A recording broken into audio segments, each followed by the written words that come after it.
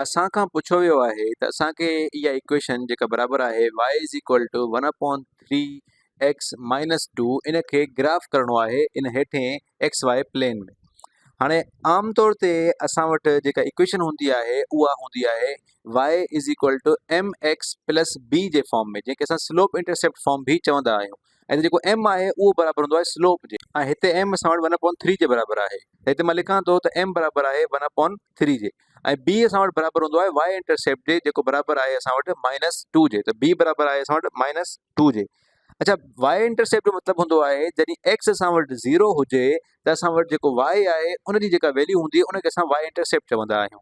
त मतिलबु अगरि असां वटि जेको एक्स वारो टर्म आहे इहो 0 थी वञे त वाई बराबरि थींदो -2 जे। त मतिलबु जॾहिं असां वटि वाई -2 जे बराबरि थींदो त असां वटि एक्स 0 जे बराबरि थी वेंदो। इन लाइन खे प्लॉट करणु तमामु आसान आहे। हाणे अचो त हिनखे करे था ॾिसूं। असां वटि m बराबरि आहे 1/3 जे ऐं वाई इंटरसेप्ट बराबरि आहे -2 जे। त मतिलबु जॾहिं लाइन -2 ते आहे, असां हिते -2 वारो पॉइंट था खणूं, हितां 0 ऐं 1 ऐं 2, मतिलबु हे जेको पॉइंट आहे -2, त हिते असां वटि वाई इंटरसेप्ट आहे, यानी एक्स 0 जे बराबरि आहे ऐं वाई -2 जे बराबरि आहे। हिन में कुझु जादू ई न आहे। अगरि तव्हांखे मूं ते यकीन न आहे त तव्हां एक्स वारे टर्म खे 0 करे ॾिसो त असां वटि ॾिसो वाई जी वैल्यू छा थी निकिरे। अगरि असां हिन 1/3 एक्स में 0 मल्टीप्लाई कयूं एक्स जी जॻह ते, त पोइ असां वटि वाई बराबरि थींदो -2 जे, यानी त असां वटि जेको वाई जी वैल्यू निकिरंदी 2 जॾहिं असां वटि एक्स जी वैल्यू 0 आहे। चलो हाणे अचूं था स्लोप ते। हाणे जेको असां वटि 1/3 आहे, जेको एक्स मल्टीप्लाई थियल आहे, इहो आहे असां वटि स्लोप। हाणे असां जेको m आहे इहो असां छाजे बराबरि आहे, स्लोप जे बराबरि आहे। ऐं स्लोप बराबरि हूंदो आहे change in y over change in x जे, यानी असां वर्टिकल डायरेक्शन में जेका तब्दीली अचे थी उनखे वंड कंदा आहियूं हॉरिजेंटल डायरेक्शन में जेका तब्दीली अचे थी उन सां।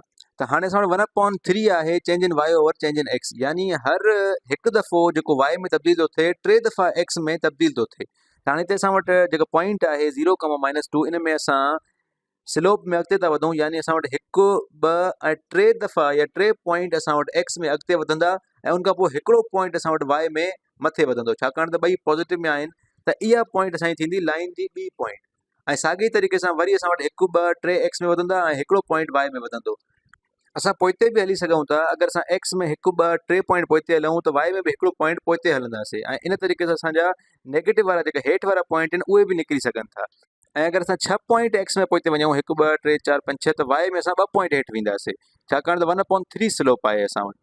ऐं अगरि असां इन्हनि सभिनि पॉइंट्स खे हाणे पाण में कनेक्ट कयूं त असांखे जेका घुरिबल लाइन आहे उहा असां आसानी सां ड्रॉ करे सघूं था, ठाहे सघूं था। हाणे इन पॉइंट्स खे कनेक्ट था कयूं त हीअ मां हिकिड़ी लाइन ठाहियां थो जेका इन सभिनि पॉइंट जे विच मां गुज़रे थी पई, ऐं इहा ई असांजी घुरिबल लाइन आहे।